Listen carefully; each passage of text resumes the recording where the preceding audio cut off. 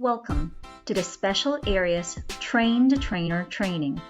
This is Faye Colley with the Office of Educator Effectiveness and Leadership Development. The video you're about to watch will give you insight on the roles and responsibilities of the South Carolina speech language professional.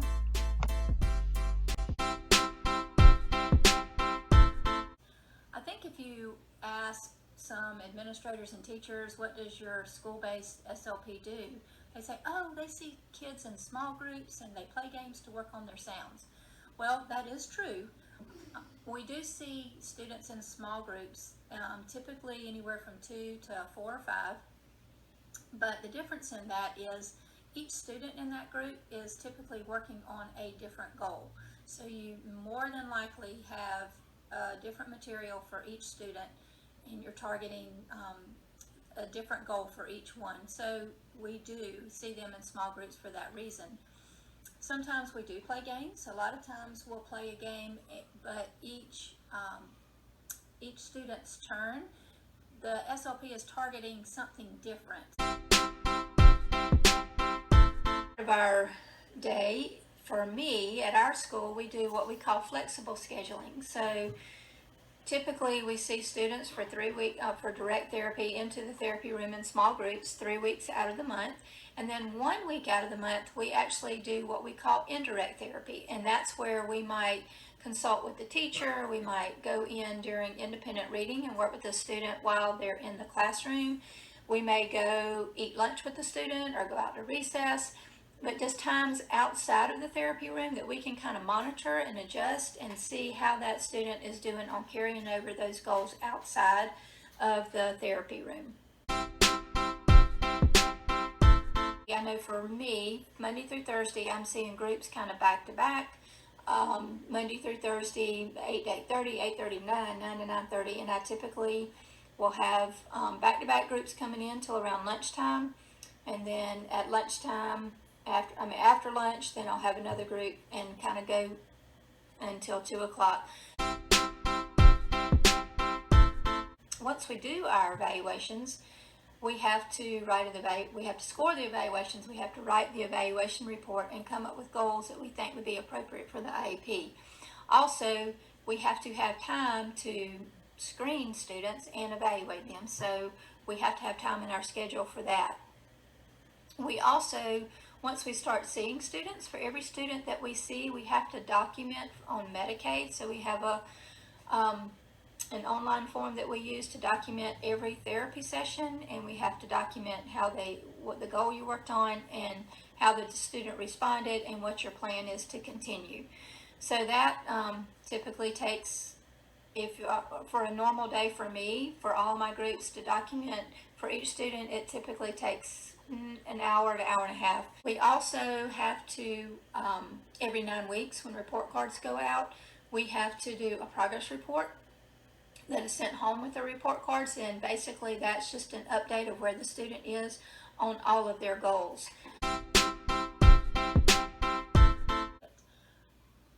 Another thing to look at is caseload. So typically a lot of people will look at caseload numbers. So say this SLP at this school has a caseload of 40, whereas this one at this school has a caseload of 30. So typically you would think, oh, well then the one with the caseload of 30 has an easier job, but that's not necessarily true, because you also have to look at service hours, because students are not always just seen for 30 minutes of full out therapy. Students might be seen on a consultative basis, and so that's where the SLP is basically just consulting with the classroom teacher, so there actually is no direct therapy. But then we also have students that are more severe that receive more therapy. So the typical speech student is going to receive 60 minutes a week. Some of your more severe students may receive 90 minutes or even more than that.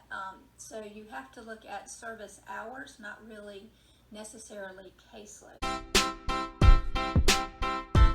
The main functions of my job here at Springdale, because I'm the only speech language pathologist in the building, I screen all students who've been referred for any kind of articulation, language, fluency concerns, provide treatment.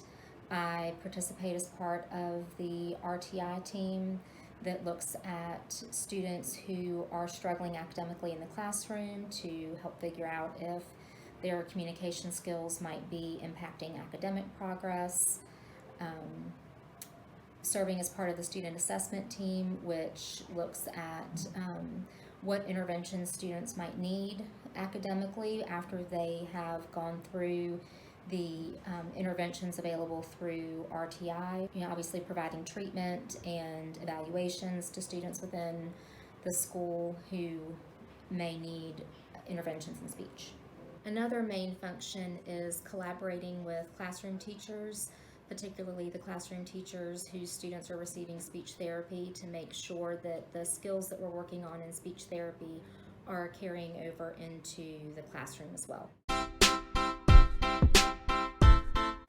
Yes, I worked on my where you was picking for cards, and I had those. And so what were you doing with these? Sounding the word out. Yes, so we're listening for the sounds in the word and then figuring out what the word is, okay? And then we're also working on listening for that good R. Liliana, what were you working on last time? Do you remember? L. Very good. So we're going to keep working on L today. We're going to be listening for words in the story that have your L sound, but you're also going to be talking to me about some of the pictures.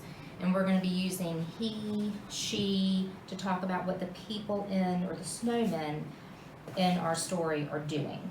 So one of the first words you're going to be listening for is S. J-A-L-E. Jolly. Jolly, very good. So we're going to read about some jolly snowmen. What does jolly mean? Do you know? Happy. Yeah, it means happy. So we're going to be reading about some happy snowmen. Okay. Snowmen at Christmas. On Christmas Eve, I made a snowman, very fat and jolly. I dressed him up in red and green and trimmed his hat with holly. What did they trim the hat with? Holly. Good job. I saw his arms were trembling as if he couldn't wait. It made me start to wonder, how do snowmen celebrate? Say that word for me. Celebrate. Good. Let's bite your tongue in the middle. Celebrate. Celebrate. That was much better. Do that again for me 4 more times. Celebrate. Good job. Celebrate. Celebrate. Celebrate. Try that one again. Celebrate. Celebrate. Much better. Good job. All right.